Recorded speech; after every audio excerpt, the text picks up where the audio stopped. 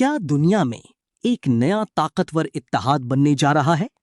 کیا روس اور چین مل کر امریکہ کو بڑا پیغام دینے والے ہیں؟ اور آخر ایسا کیا ہونے جا رہا ہے 19 مئی کو جس پر پوری دنیا کی نظریں جم گئی ہیں؟ ایک بڑی عالمی خبر سامنے آ رہی ہے، جہاں روسی صدر ولادیمیر پوتن 19 مئی کو چین کا اہم دورہ کرنے جا رہے ہیں اور وہاں ان کی ملاقات ہوگی چینی صدر شی جن پنگ سے۔ لیکن سوال یہ ہے، یہ ملاقات اتنی اہم کیوں سمجھی جا رہی ہے؟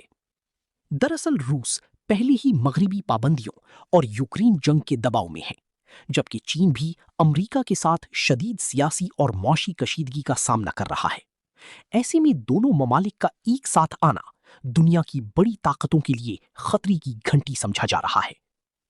رپورٹس کے مطابق اس ملاقات میں دفاعی تعاون، جدید ٹیکنالوجی، تجارت اور توانائی کے بڑے معاہدوں پر بات ہو سکتی ہے۔